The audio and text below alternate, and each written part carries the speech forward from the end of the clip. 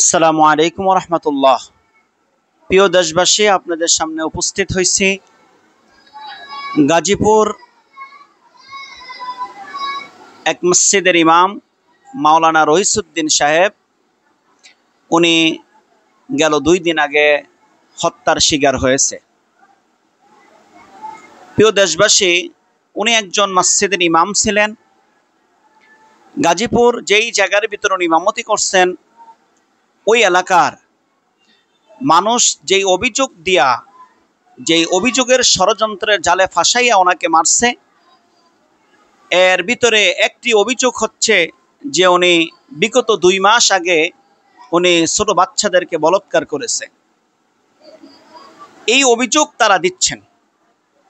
তা আমি দেশবাসীর কাছে প্রশ্ন রাখতে চাই এবং বিবেকবান মানুষের কাছে প্রশ্ন রাখতে চাই যে মাওলানা রহিসউদ্দিন সাহেব যদি 2 মাস আগে যদি কোনো সন্তানকে যদি বলাৎকার করে থাকে, তাহলে 2 মাস পর্যন্ত তারা কেন ওনার পিছনে একতাদা করলো?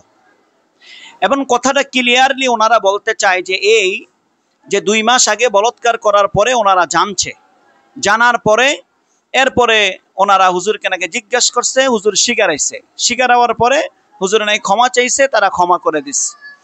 আমি জানতে চাই এই সেই গাজীপুর সেই মানুষগুলোর কাছে যে আপনারা ক্ষমা করে দিলেন এবং আপনারা বললেন যে আপনারা ক্ষমা করে দিছেন, এইটা করে দিছেন, তাহলে 2 মাস পর কেন যাইয়া ওনার উপরে আক্রমণে ক্ষিপ্ত হইলেন?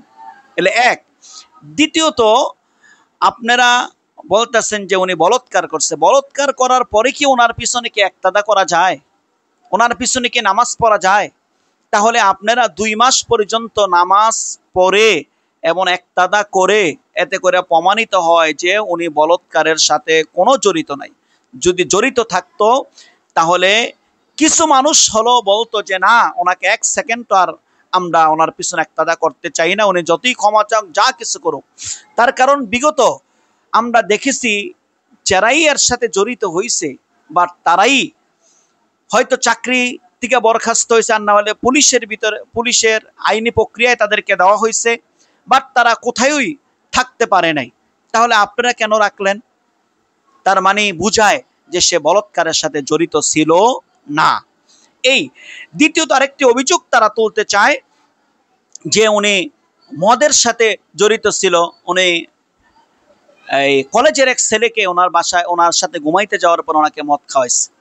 আপনারা এত বিবেক হারা কিভাবে হন? কলেজের একটা ছেলেকে উনি মদ খাওয়াবে, উনি মদের সাথে জড়িত থাকবে, আপনারা এটা কি বুঝাইতে চান জাতিকে? কলেজের ছেলেটা কি ছোট? একটা লোকের সাথে একদিন যাইয়া এই ঘুমাইতে গেলে বা একদিন কথা বলতে গেলেই তাকে মদের প্রস্তাব দেয়? দুনিয়াটা এত সহজ? আপনারা কি বলেন? উনি কি মদের বারে গেছে না মসজিদে গেছে? হুজুরেও তাকে এভাবে তাকে চিনে না। হুজুরের চাকরির বয়সও 3 মাস, না জানি কত মাস জানি। এর ভিতরে একটা ছেলেকে একদিন রাত্রে ঘুমাইতেছে বা মদ খাওয়াই ফেলবে, কি বলেন আপনারা? এই এক। আমি বলতে চাই যে হুজুরকে ষড়যন্ত্র জালে ফাঁসাইয়া মারার জন্যে এলাকার এই গুন্ডা বাহিনী হুজুরের ওই কলেজের ছেলের হাতে মদ দিয়া হুজুরের রুমে পাঠাইছে হুজুরকে ফাঁসানোর জন্যে। ওনারা মদ দিয়া পাঠাইছে, মদ হুজুরকে খাওয়াইতে তো পারে নাই বিদায় ওইখানে ব্যর্থ হয়েছে। এই জন্য মদ মসজিদের ভিতরে ছিটাইয়া দিয়া ছেলেটা সকালবেলা যায় বলছে হুজুরকে মসজিদে না মাইরা হুজুরকে নিয়ে গেছে কোথায়? বাজারের পাশে এক গাছের সঙ্গে বাঁধছে। এরপরে ওই জায়গার ভিতরে হুজুরকে নির্মম ভাবে পিটাইছে, মারছে, হত্যা করছে। এতে করে বুঝায় হুজুরের অন্যায় যদি থাকতো মসজিদের ভিতরে বিচার হইতো বা মসজিদের আঙ্গিনার ভিতরে হইতো, বাজারে নিয়ে গেল কেন? এতে করে বুঝতে কারো বাকি থাকে না যে এটা সম্পূর্ণ ষড়যন্ত্রের ভিতরে হুজুরকে ফাঁসাইয়া হুজুরকে বেদমভাবে মারধর করে হুজুরকে হত্যা করা হয়েছে। তাহলে আমি আপনাদেরকে এই 2টা অভিযোগের জিনিসগুলো আমি আপনাদের কাছে তুলে ধরার চেষ্টা করলাম।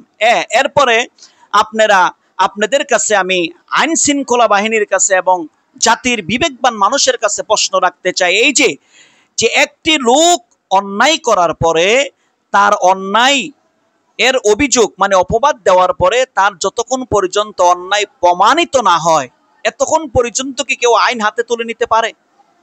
এটা কি সম্ভব?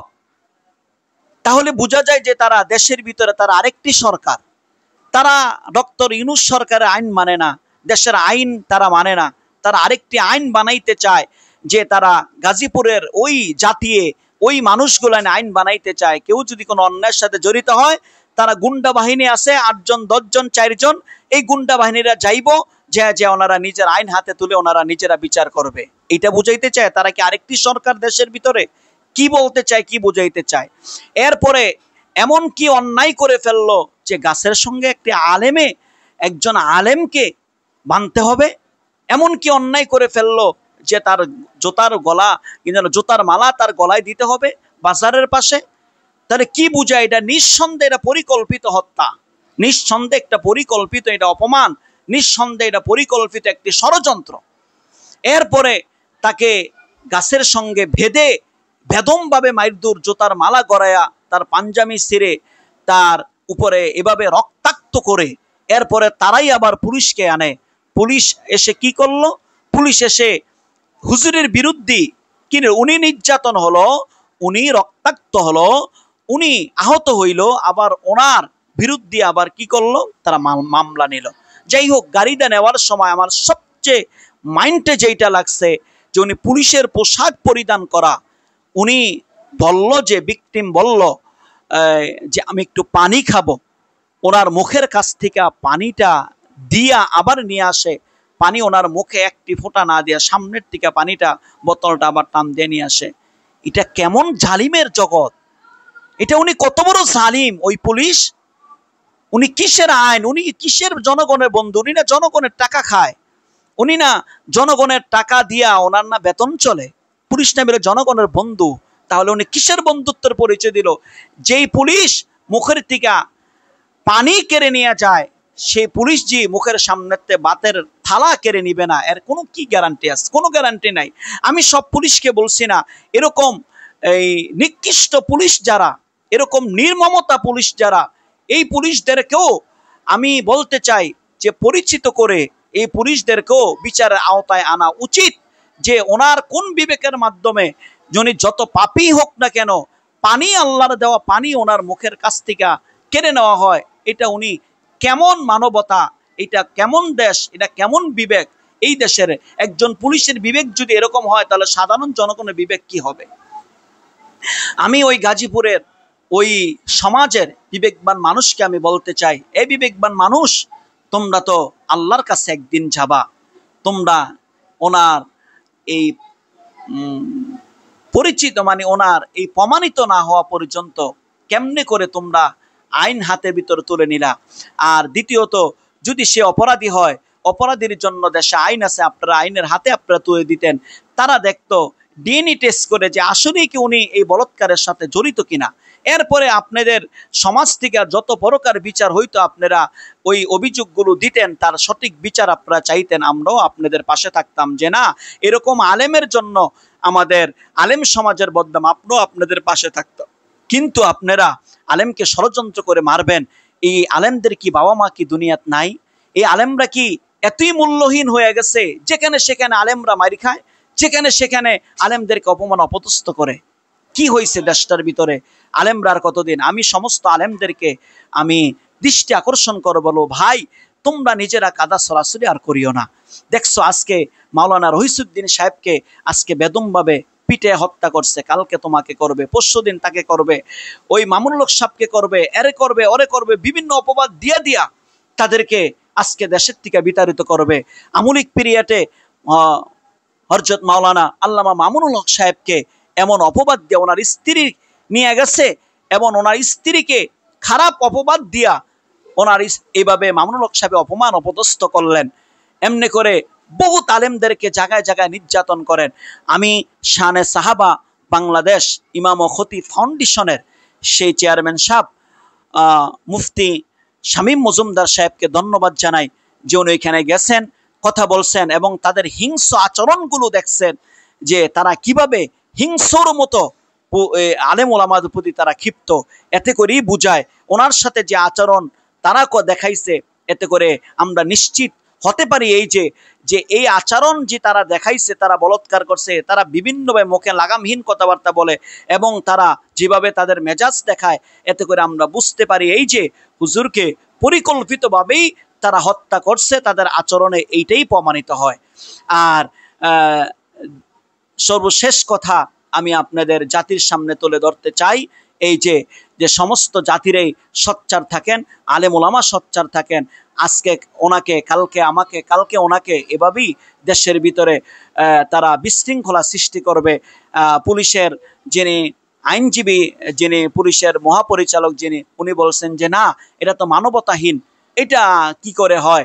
পুলিশের কাছে আহত হয়ে আসবে আর পুলিশ চিকিৎসা করবে না, কি করে হয়? পুলিশ চিকিৎসা তো দেয়ই নাই, বরঞ্চ ওই থানার পুলিশ ওসি সাহেব বলছে যে আমার ছেলে হলে আমি নগদ মেরে ফেলতাম। এটা কি একজন পুলিশের কথা? মেরে ফেলতাম, প্রমাণিত হলো না, কিছু হলো না, সে মেরে ফেলতো? এটা কি ধরনের কথাবার্তা বলল? কাজী আমি দেশবাসীর কাছে আমি জোরালো করজোর অনুরোধ রাখতে চাই যে আপনারা সোচ্চার থাকেন আর এই খুনিদেরকে বিচারের আওতায় এনে তাদেরকে অতি বিলম্বে তাদেরকে ফাঁসি কার্যকর করতেই হবে। এই বাংলাদেশের ভিতরে আমরা এভাবে দেখতে চাই যে আলেমরা আর নির্যাতিত হবে না, আলেমরা আর অপমানিত হতে আর একজন আলেমকে আমরা দেখতে চাই না। আমরা সব আলেম একে অপরের ভাই হয়ে আছি, আমাদের মাঝে কোনো ভেদাভেদ নাই, কি আলিয়ার, কি কওমি, কি হেফাজত, কি জামাত, আমরা সব এক। আমরা এক হইয়া আমরা এই বিচারের দাবিতে আমরা মাঠে আসি, মাঠে থাকবো ইনশাল্লাহ। আমরা এই বিচার শেষ না হওয়া পর্যন্ত আমরা মাঠ ছাড়ব না। আল্লাহ আমাদেরকে তৌফিক দান করুক, সবাই বলে আমিন। আর সুস্থ বিচার যেন এই মজলুম যেন পায়, সেইটাও আমরা ইনশাল্লাহ দাবি রেখে, দোয়া রেখে শেষ করছি। আসসালামু আলাইকুম ওয়া রাহমাতুল্লাহ।